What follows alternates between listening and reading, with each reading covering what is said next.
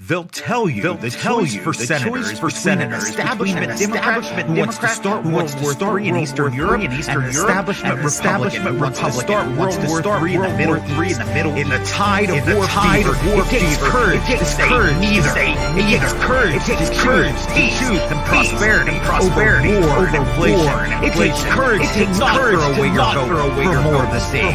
Be courageous. Vote for me. I'm John Thomas, and I approve this message.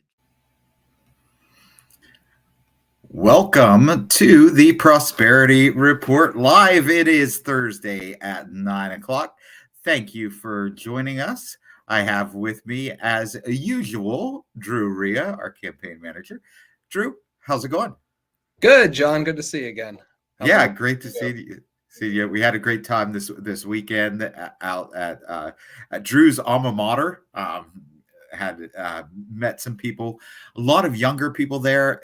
I would say liberty spirits were high down at Waynesburg. What do you think, Drew? Absolutely. Yeah, I've always thought that since I was down in Waynesburg. I was telling you on the drive down there that it's almost like Armstrong County in so many different ways. That's why I think I really, Waynesburg always kind of feels like home to me. And the people, at the university or alumni of the university are always great. So it was good to see a lot of, old faces and, catch up with everyone. And then it was nice to be able to, instead of just saying, I'm managing a U.S. Senate campaign, it was good to actually kind of show them. So and I was lying, and they got to meet you, which was a really good thing. So. And we got an interview with the WTAJ out of Johnstown, Altoona area. That visit kind of sparked got the dominoes moving for that interview. So it was a very productive time, as well as just a fun time talking liberty with younger Pennsylvanians. I just love that. It's just something that I enjoy doing. So Drew, I wanted to start today talking about things that happen every 4 years. There are certain things that happen every 4 years. One of which is leap year. Leap year happens every 4 years. The Summer Olympics happen every 4 years, and every 4 years we have the most important election of our lifetime. Have you heard that one before, Drew? Have you heard that it is the most important election of our lifetime this year? I think a few hundred times, yeah. Well, I was going to say an unpopular opinion, but based on the fact that it's said so often, it might be a popular opinion. I think this is the most important election of our lifetime. And I actually think the last election was the most important election of our lifetime up to that point, and the election before that was the most important election of our lifetime up to that point. And the reason being is the size of the government keeps growing. So whoever controls the government has more power than the person who controlled it before.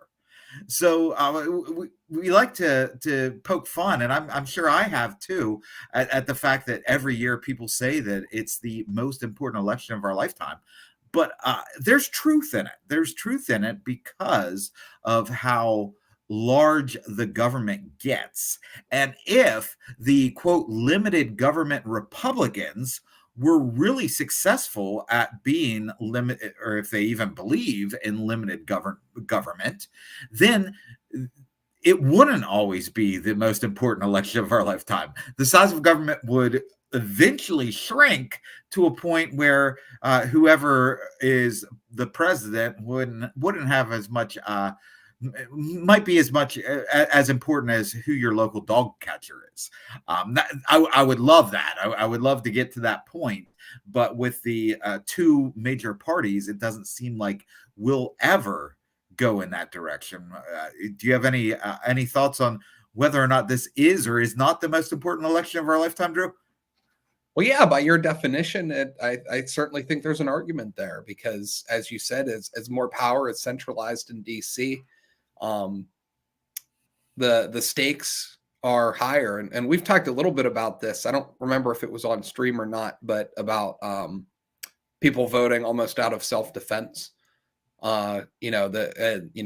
Depending on what your political ideology is, or some of the thoughts or ideas that you have, may put you in a position where you feel as if one of the two choices, Democrat or Republican for president, may weaponize the government against you, depending on how you think or feel. And so, not only are you're not just picking your preference of the two, but you're actually picking, who you think is not going to weaponize the government against you. And there's cases to be made based on, what both candidates have said for people to feel that way on both sides. So that to me is a heightened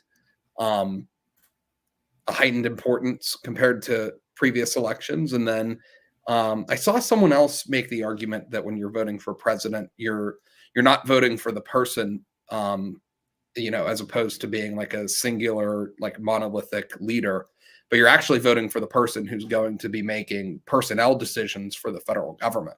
And with the federal government continuing to grow and expand, the amount of personnel that person's going to bring in also grows and expands each year. So you might be onto something there with that thinking. I think it's different thinking than most of the people that say that this is the most important election of our lifetime.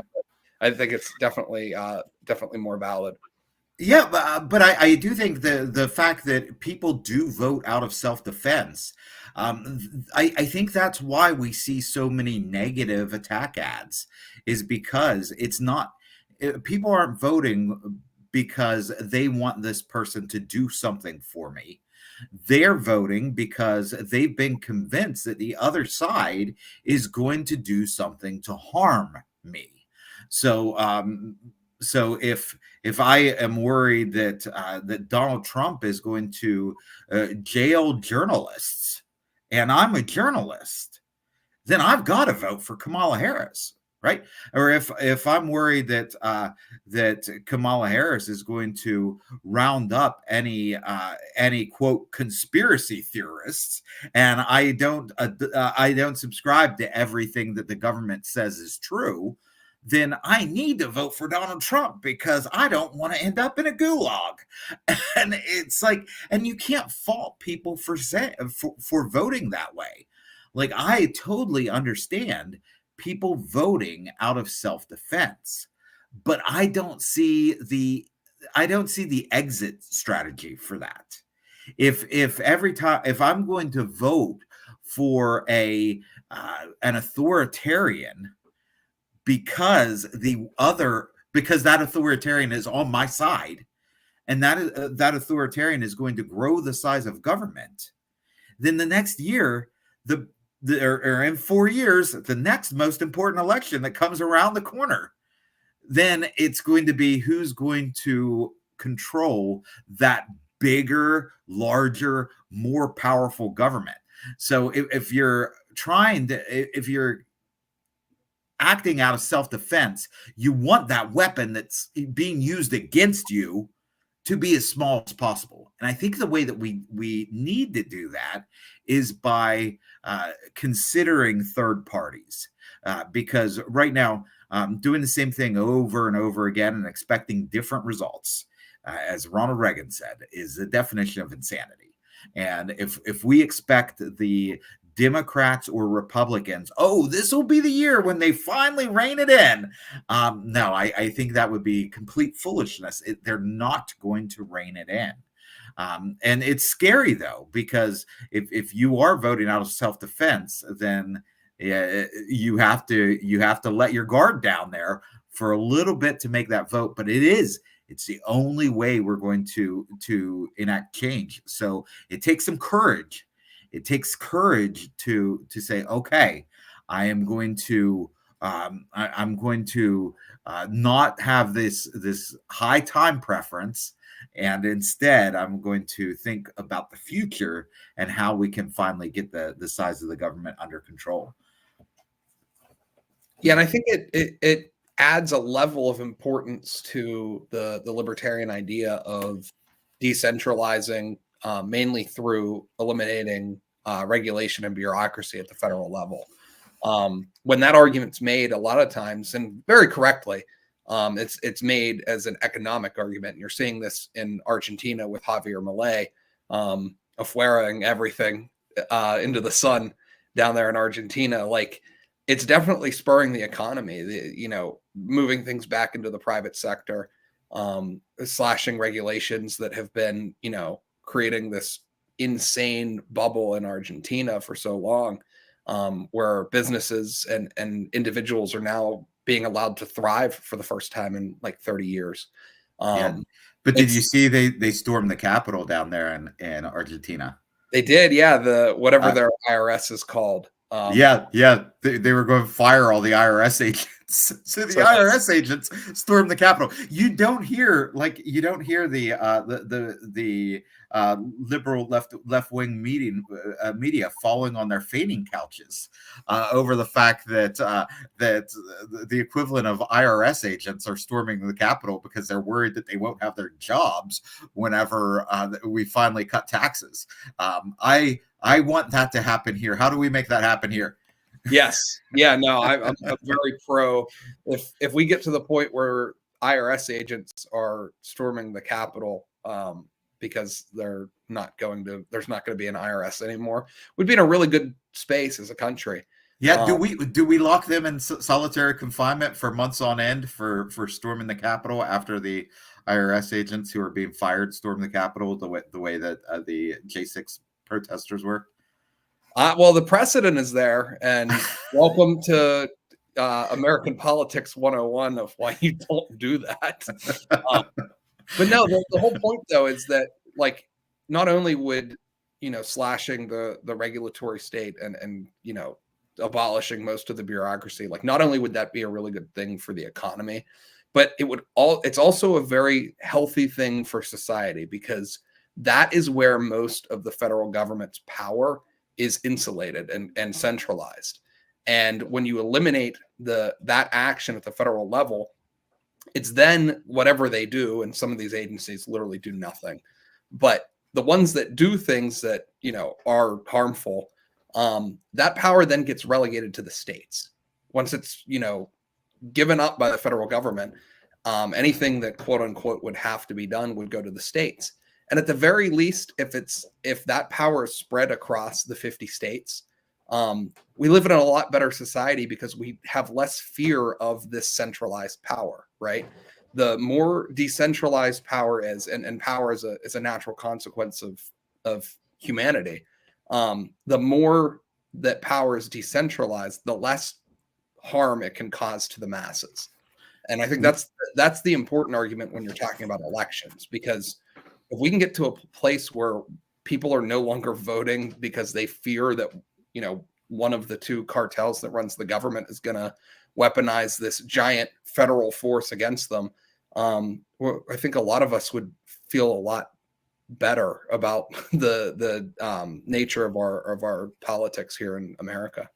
And that really takes us to the P in peace, or the third P in peace, prosperity, Pennsylvania, returning this power back to Pennsylvania, because I can tell you that I've had personal conversations with my representative and my senator in the state house and the state senate.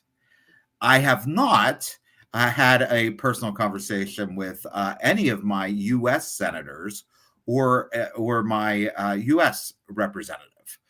Their districts are far too big. They represent far too many people. So my influence and your influence as an individual citizen is a lot higher at the state level than it is at the federal level. So the more we can rein back the size of that bloated federal bureaucracy and have the states take it over, that returns power to you, to everybody who's listening. That returns power to you to get it back in Pennsylvania. So that's whenever we talk about peace, whenever we talk about prosperity, and whenever we talk about Pennsylvania, we're talking about you, the Pennsylvanian citizens, having that power restored to you instead of having it taken over by a federal government that people are afraid of, and that is why they're voting out of self-defense, because they are afraid of the federal government, and that ought not be the case. The federal government should fear us, not the other way around. It should not be that we fear the federal government. So I do think that the voting third party is a way to bring about that, and I have a couple different theories about how we change that trajectory. One theory is the way you change it is by getting using the major parties, getting more active in their primaries and electing non-establishment people, because the establishment people, your Dave McCormick's, your Bob Casey's, they're going to grow the size of government. We know that. They've already illustrated that. Bob Casey has been in the Senate forever, and every year the federal government grows, and he votes with the majority all the time to grow the size of the federal government. Dave McCormick, he was part of the George W. Bush administration, grew the size of the federal government there, involved with the TARP bailouts, everything like that. So we know that the establishment is going to grow the size of the federal government. So one argument is, well, you need to be active in the Democrat or Republican Party, and then in the primary, you can elect somebody who is an outsider who's going to shrink the size of the party. But the problem with that is that, first, neither the Republican nor Democratic primaries are that democratic with a small d. I mean, we saw it literally with the Democrats with their presidential pick this year, literally threw out the results of the election and just selected their candidate. Both parties in the Senate race, both Bob Casey and Dave McCormick, sued to keep any competitors off the ballot. So if you went to vote in your primaries, you had a choice of one.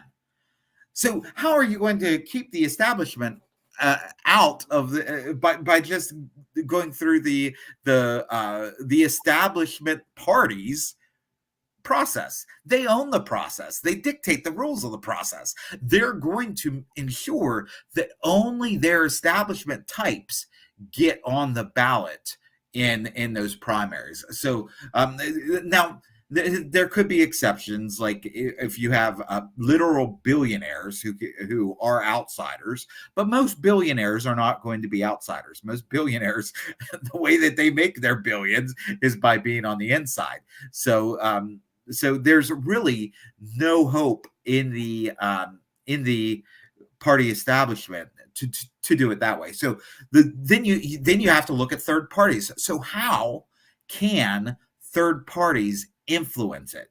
And I really see two different ways, one more likely than the other, but I think the second way I'm going to explain is increasing in likelihood over the next 10 years or so. The first is that if a number of people vote for a third party candidate, the major parties are going to look at that and say, okay, can we move in that direction? Now, we're not going to be neither major party is going to be libertarian, but can we move in that direction? And that would be a good thing if they would move somewhat in that direction. That would be better than where we're at now, where they're just growing and growing the size of the federal government. But it has happened before that one of the major parties collapses, and then something else has to take its place. So we've had in the 1800s, we had the two major parties were in the first half of the 1800s. You had the two major parties were the Democratic Party and the Whig Party, and the issue of slavery was heating up. And that left both parties kind of divided, kind of weakened, and the Whig Party completely collapsed. And what happened after that was a third party, the Republican Party, was there to step in and take their place. So, could that happen again? Could one of the two major parties collapse? Right now, I would say there is a possibility that one of the two major parties collapse, because right now what's holding the Republican Party together is a single person, Donald Trump. And after Donald Trump is no longer a factor, and he won't be a factor in 4 years, the Republicans will have a question. Do we continue on the Donald Trump populist streak, or do we go in a new direction? Or do we go back to the old direction? Do we go back in the Dave McCormick type direction? That would be an issue. And if they go back in the Dave McCormick direction, I think the Republican Party does not survive that. And then the issue is, who's going to take their place? If they go back to the Dave McCormick mindset, they will collapse, and somebody needs to be there to take their place. I think the Libertarian Party, as the third largest party in the country, could be right there to do that. Yeah, I agree. And I think this is a topic of conversation that's kind of growing within the larger libertarian movement, right? Is what is going to happen with the Republican Party post-Trump? Because there are a lot of people in the Republican Party who only got involved or started paying attention to politics because of Trump. He came onto the scene in 2016. He ran very much as an outsider, very much as anti-status quo, anti-establishment. And that attracted a lot of people to politics and to the Republican Party. And a lot of those people had their share of disagreements with Trump, as libertarians definitely do. But their strategy was, this is, a step in the right direction. And, if we're here, we can continue making strides in the right direction. Obviously, as a libertarian, I disagree with that assessment. I think that ultimately, like, the Republican Party is what it is and what it has been. And even through the Trump administration, you saw a lot of Republicans continued to be neoconservatives, continued to, beat on the war drum. So I think that it's a very good thing that more Republicans now are becoming more and more anti-war. They're becoming more and more anti-establishment. They distrust the federal government, certainly compared to like the Bush years. I think a bigger share of Republicans have adopted those values compared to when George W. Bush was in office. So those are definitely good developments. But ultimately, the powers that be in the Republican Party, I just don't think they have adopted those principles. And so I agree with you. I think that if my guess is when the Republican Party reverts back to the George W. Bush, very much keep the establishment alive, keep the status quo, because ultimately, like, the status quo pays their salaries. I think that there's going to be a lot of disenfranchised voters. I also, and we're seeing this already on the left, are a lot of disenfranchised voters, people who actually do care about free and fair elections, who saw that their candidate for president this year got a total of 0 primary votes. Right. The old anti-war, anti-corporation left that was kind of, moved away from the party this year by RFK Jr. Those people, I don't think, are going back to the Democratic Party. So I think that it's like the coalitions that built those two parties are starting to fracture and come apart. And I think it is a great time to start looking, if you are a disenfranchised voter and maybe you haven't found a home in the Libertarian Party yet, but you like, what John and some of our other candidates have to say. I think it's time to start looking at, getting involved within the actual party apparatus, because we have, a lot of things. We have a long way to go as a party. I will say that, like, we are not there yet. We don't have our billionaire backers. No, we don't have the billionaire which is a blessing and a curse. Like, yeah. if Dave McCormick gave us $1 billion, we might be tempted to be a little bit more like Dave McCormick. So some of it's kind of like, okay, well, we're glad we don't have that $1 billion, but it would also be nice to have that $1 billion. Exactly, and that's ultimately that's the trap of man. Yes. But the Libertarian Party has state affiliates in all 50 states. We have a robust national committee, obviously, but also a growing number of national volunteers. It's been really impressive to see recently the number of people that have been stepping up to work on some of our initiatives at the national level. So we definitely have the existing infrastructure to build and to grow. So I agree with you 100%, John. As things continue to develop in this country, where the two major factions are starting to divide, I think people that are dissatisfied with what's going on and like our message are really going to start gravitating to the actual party and continue to build this thing. So and you mentioned about like the Democrats having problems as well, and I mentioned the Republicans could fall apart, but the Democratic Party could as well, because right now the Democratic Party is made up of like a coalition of old school liberals and Liz Cheney. Like, how do you hold a coalition like that together? Like, how do you hold the anti-war left together with Liz freaking Cheney? Like, yeah. That makes no mistake. The thing with Democrats is they typically fall in line better. So, a lot of the progressives are probably holding their nose as as Kamala parades around with Liz Cheney, and talks about how great the Cheney dynasty is and how we need to protect the sanctimonious, Cheney, Bush, McCain regime of old. But they're still going to vote for Kamala, but they're not happy about it.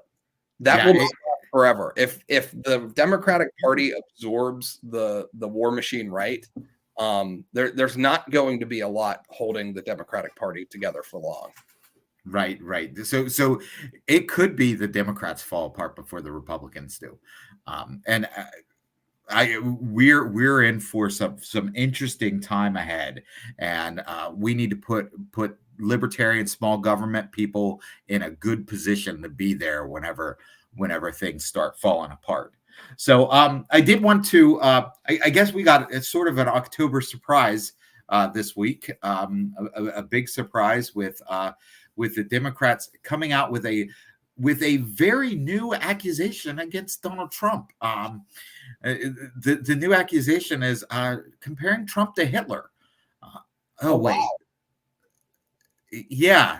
Have you heard that? Before. No, you never heard that before. That's such a wild idea. Like, so creative. That's insane. So let's take a look at that. Let's take a look at Kamala Harris pulling out the old Hitler line. Yesterday, we learned that Donald Trump's former chief of staff, John Kelly, a retired four-star general, confirmed that while Donald Trump was president, he said he wanted generals like Adolf Hitler had. Donald Trump said that because he does not want a military that is loyal to the United States Constitution. He wants a military that is loyal to him. Okay, so we got the gist of it there in those 22 seconds. So Trump's former chief of staff said that Trump said that he wanted generals who were, quote, like Hitler, like Hitler's generals, right? That's what she said. so many things I'm thinking about this. First, let's say this was true. Let's say you're sitting in a staff meeting and Trump says, I want generals who are like Hitler's generals. And he means it in the way that you would think that he would mean it, saying he wants generals like Hitler's generals. Do you continue to show up for work the next day? like, go in and be like, hey, Donald, yeah, yesterday that was kind of weird what you said, but you want me to pick up some coffee on my way into work? Like, I don't understand how that happened. For you just wait until 4 years later, like 2 weeks before an election, to say, oh yeah, he said this. Like, I don't know. I think that if I were really worried that my boss was creating a Nazi regime, I would probably say something right then. I wouldn't wait for 4 years. So that immediately has me questioning like the type of person who's making this accusation. So that was my initial thought of about that. But then I had some other thoughts too. Drew, what were your initial thoughts about hearing this brand new October surprise type accusation that we've never heard before, that Trump is like Hitler? Yeah, I guess going back to the well is what the Democrat strategy is going to be here as we approach the election. But no, I agree with you. It does not stand to reason that if you are sitting in a, like, as you said, sitting in a staff meeting and Trump were to say that you would just carry on business as normal through the rest of his presidency, then wait 3.5 years, and then right before the election be like, oh yeah, I forgot he said that, but I forgot my mind for all this time. Yeah, it's a shame. It's a shame that this is what we've gotten to. Kamala Harris is going on CNN doing a town hall, which I didn't even know was happening, but I saw someone had posted that it hadn't gone well. And then I had heard that I guess Anderson Cooper kind of went after her a little bit because she can't answer questions. She was given, and I have a clip from the town hall I might play a little bit later. Not this one, but one of the clips. They asked her basically, "Have you made any mistakes?" And this is like a typical job interview question, right? Like, she is applying for a job. You have to have an answer for those types of questions. Have you made any mistakes? And she was like, not knowing the issues. I knew all the issues, but maybe not knowing the issues well enough so that whenever you get asked the question that catches you off guard, you don't have a great answer for it. Like, it's like in some rambling response. I was like, oh my goodness, this woman's trying to be the president of the United States. So it was embarrassing. But yeah, instead of fixing that, whatever that is, that's a big problem. If I were on that campaign, I'd be telling them this is a big problem. I mean, John's been great. And when people ask him questions that even I'm like, wow, that's a tough question, John answers the question in a way that makes sense. So if we were this late in the game and, my candidate didn't know how to answer simple questions, that's the thing I'd be addressing. But they're going to go back to the Hitler well. And not even a believable one. Like, we already covered why this is insane. Like, why would someone wait 7 or however long to come out with this? So we've gone from not answering questions to challenging the intelligence of the electorate. Is usually not a good sign of a healthy campaign. No, not at all. And to add to that, the fact that she can't handle these long form town hall type meetings. Like, I am on here every Thursday night, and we go close to an hour every Thursday night.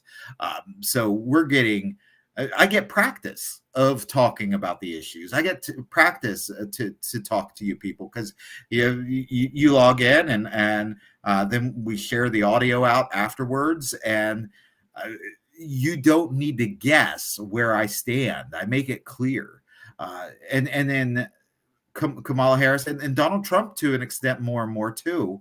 They're avoiding any interviews. When Kamala does one, even with friendly CNN, she's asked, like, can you think of a mistake you made? That's not a hardball question, but people are like, oh my goodness, CNN asked Kamala Harris a tough question.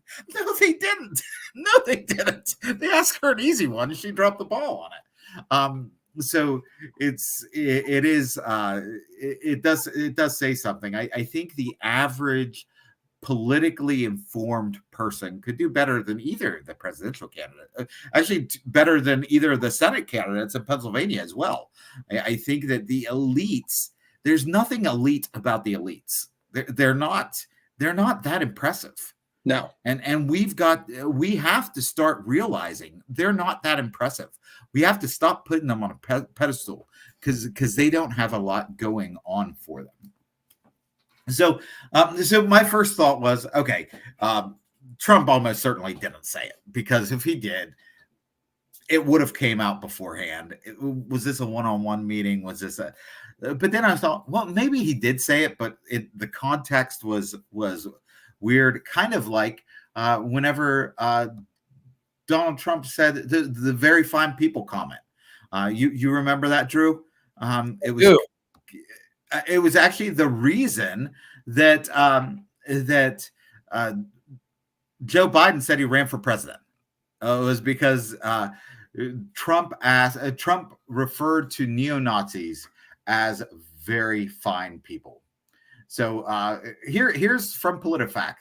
Trump said, excuse me, they didn't put themselves, and you had some very bad people in that group, but you also had people that were very fine people on both sides.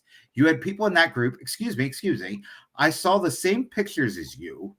You had people in that group that were there to protest the taking down of them, a very, very important statue to the renaming of the park from Robert E. Lee to another name. So this was after Charlottesville, where they were going to take down a Robert E. Lee statue. There were neo-Nazis protesters there. There were some like Antifa type protesters there. They got into a spat. A woman tragically got killed in this whole situation. So it was not a good situation. But and Trump said that you had very fine people on both sides, as you saw here. And then he gets into, well, George Washington and Robert E. The reporters are debating with Trump whether you could like Robert E. Lee at all.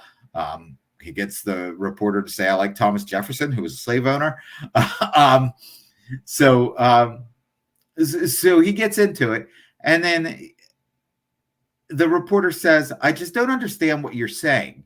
You were saying the press has treated white nationalists unfairly.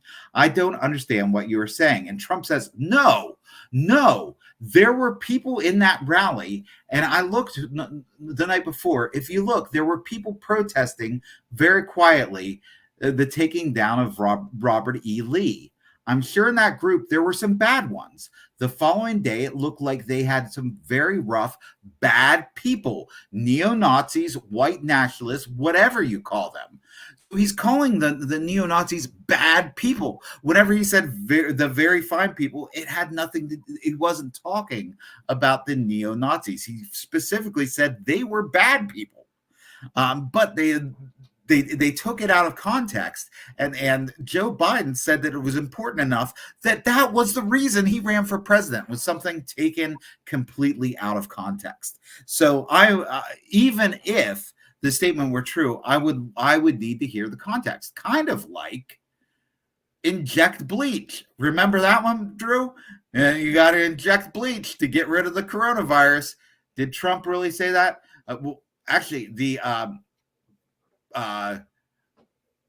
Snopes rates this as mostly false, that he said that you would inject bleach.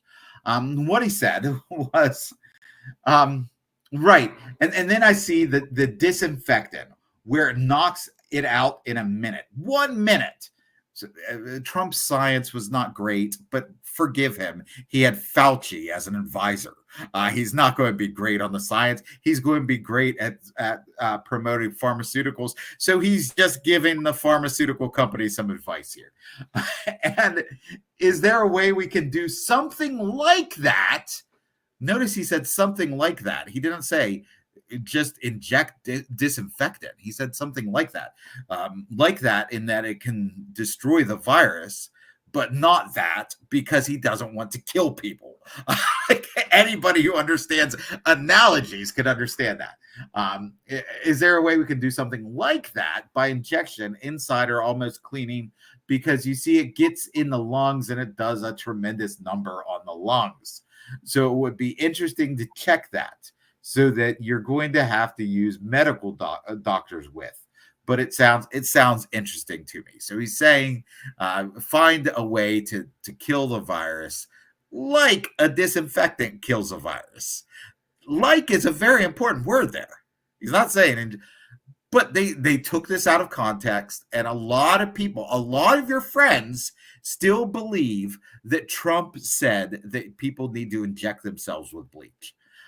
So people just we know that people take what he said out of just they manipulate what he said. Now, to be fair, Trump does not speak very clearly all the time. Like he has a way with rambling and talking in these circles that do not. Yes, not so good as the weave. Yeah. Yes, the weave. So that is an issue, but yeah. So I don't take it seriously that he said that he wanted generals like Hitler's generals. I mean, even if he did say that, my goodness, does he not know Hitler's generals lost that war? like, I don't know in what sense he would. So we definitely don't want the generals like Hitler's generals that are beholden to one man and not a democrat or a legal process and are not even winners. So Trump has always said he doesn't like losers. Remember, like he. Yeah, I don't. Nothing about this place. But I do have a little bit of a point because this is something that has really bothered me. It's the fact that it's not just that the Democrats have used this before, but Kamala Harris specifically mentioned the very fine people thing in the first debate this year. And I'm sure that her or her surrogates have used it on the campaign trail throughout this election. Like, this isn't Biden used it this year. Yeah, Biden used it in his debate. Like, nobody has brought it up to them that this is you have your facts wrong. Not just facts, but the facts. Like the facts, TM, the media, Snopes, PolitiFact. These are the fact checking websites that the corporate press uses. They're the fact checking websites that the corporate press sometimes uses to make Democrats look good. Even they are saying this is false. This is, not true. How do you get that wrong? You do not get that wrong by, ignorance, right? They have people on their teams that are probably constantly checking PolitiFact and Snopes for Trump statements. So I'm not going to believe this excuse that Kamala Harris or Joe Biden don't know that those statements are not true and that they're presenting them in an untrue way. They are doing it as propaganda, and it worked. There, like you said, there are people that still believe that Trump was talking about neo-Nazis as very fine people. There are still people that believe Trump wanted you to go grab a bottle of bleach and drink it to cure COVID. Like, that's what a lot of people believe, and it's because of this blatant use of propaganda. There's no other explanation for it. Right, and the fact that it was brought up at both debates, and both debates, the moderators were fact checking. but they didn't fact check that, which has been a known issue. Like this Snopes article is old. It's very old. Like it's been out there. Like, and it was something that after the debate people brought up. So after the Joe Biden debate, people brought it up. So the media ought to have been aware that, oh, well, if this comes up again, we could fact check it. If they were interested in being objective journalists, which they're not, they're interested only in being propagandists and being propagandists for the elite establishment, for the giant corporations. That is who you are. Not the customers of the media. You are not the customers of the media that you consume. You are the product being sold. The advertisers are the customers. So they're like, hey, I can get you a loyal consumer by promoting whatever you want me to promote. And so know that every time you consume media, you are not the customer, you are the product being sold. And they're trying to sell some loyal, brainwashed people who will just do whatever the corporations want them to do. Speaking of being sold, speaking of selling things, we had during that town hall, we had Kamala Harris address the inflation issue. And I'm sorry, I might sound like I'm doing a lot of Kamala Harris bashing tonight, and I'm not being equal with bashing Donald Trump. Donald Trump is terrible on a lot of things, but not for the ways the media tells us that he's terrible. Not because he tells you to drink bleach, not because that he said neo-Nazis were very fine people, not because he said that he wants generals to be like Hitler's generals, not any of those reasons. The reasons Donald Trump's is terrible, like he wants to increase tariffs. That would be bad for America. He wants to have draconian policies for immigration. Like, I think that we have a problem with immigration right now, but I don't think we solve that problem by rounding up grandmas and sending them back over the border. So these are problems. He had a problem with the fact that he supported Saudi Arabia's genocide in Yemen. He had a problem with everything about 2020. Every single decision he made in 2020 was problematic. But these aren't the reasons why the media tell you to hate Trump. They tell you to hate Trump for goofball reasons. And why? Why don't they want you to hate Trump for those perfectly legitimate reasons? Well, because they like him for that. They like the fact that he was willing to commit to sponsor genocide. They want the weapons manufacturers love that about him. They love the fact that he was perfectly complacent with the COVID madness. They want to be able to dictate your lives. So they tell you to hate Trump for exactly the wrong reasons to hate him. So, and I'm not saying you should hate anybody. I don't hate Kamala. I don't hate Trump.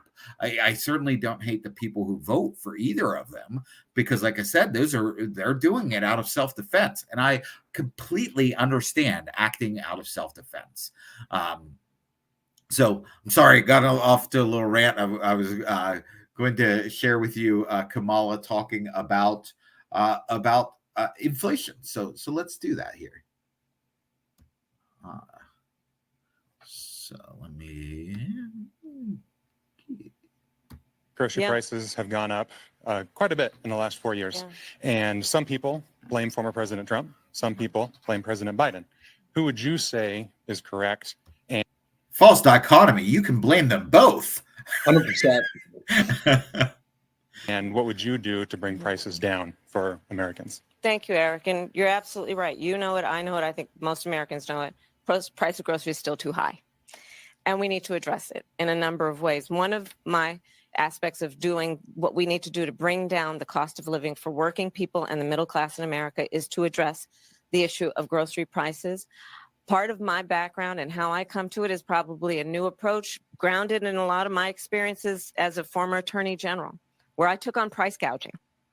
And part of my plan is to create a new approach that is the first time that we will have a national ban on price gouging. A national ban on price gouging. She sounds like a certain candidate who's running for Senate here in Pennsylvania. She sounds like Bob Casey. And this is a terrible, terrible idea. Price controls do not work. They've never worked. They're not going to work under Kamala. They didn't work under Nixon.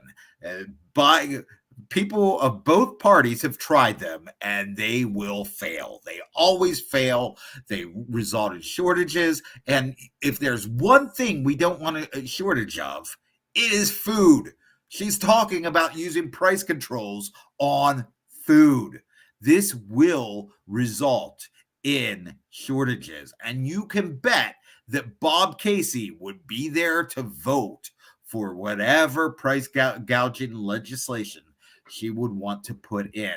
And as I said, Dave McCormick also supports price controls. He supports price controls on the most important matter, and that is money, because you need money is half of every single economic transaction that happens.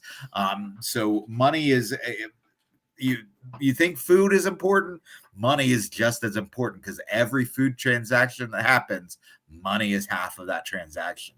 So price controls are a very, very bad idea, whether it's the ones that McCormick supports or the ones that Casey supports.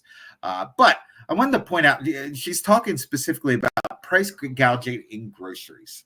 So according to the Toast, which researches food business, food retail businesses operate on thin profit margins, averaging 1.6%. So the grocery stores that are, quote, price gouging you are getting profit margins of around 1.6%. Now, I did read in COVID, it did shoot up all the way to like 3%. During COVID, whenever grocery stores were panicking about whether or not they would even be able to stay open, whenever they had to pay their employees even more to get them, I mean, the government was going to pay them to sit at home. So how are you going to lure them to come into work whenever the government's going to pay you to sit at home? You have to think about how you're going to do that and probably raise prices. So, 1.6%. Inflation was a lot higher than 1.6% over the years. Like the price of eggs went up well more than 1.6%. So we cannot blame price gouging for this. But nobody in Washington wants to take the blame for what they're doing. So I just want to warn everybody, we don't want to support price gouging legislation. It's bad. It's bad at the local level. It harms people. Whenever we saw those hurricanes in the last couple of weeks, people had trouble getting gas to get out of the area because they wouldn't allow gas prices to go up. This is a very, very bad thing. It leads to shortages. We don't want to see that happen. And the way you prevent that is you support peace, you support prosperity, you support Pennsylvania. So, Drew, any thoughts on? I know we've talked about price gouging nonsense before. Any thoughts on it? Price controls might work in one area. I think we should put price controls on how much money federal bureaucrats and agencies get. Zero. Yes. If we put a nice solid cap on the bureaucrats and the agencies and the regulatory state, I think that would actually help the economy a ton. Now, these people, they can't even conceptualize the fact that they're the problem. And I think that's the worst part. It's not just that it's bad policy. It's the hubris of, well, it can't be anything that we've done wrong. It can't be all the regulations that we have on everything. It can't be all of the new agencies that we have policing all of these industries. Can't be any of that. It can't be the money printing. It can't be the reckless spending, the billions of dollars to other countries. Can't be any of that that's causing inflation. It must be the greedy corporations and the greedy, grocery stores, which, as you said, is one of the most insane things that I've ever heard. Anyone who, knows anybody that has worked in the food industry knows that, profit margins on food and groceries are extremely thin. So it's just such a ridiculous concept, and it's like you said, it's more of the same on the other side too. Neither side is ideologically opposed to price controls because of their disastrous effects. It's just it's a political weapon that both sides trot out every once in a while when the poll numbers tell them to. So yeah, it's not a good sight to see it in the conversation now. As heavy as it is.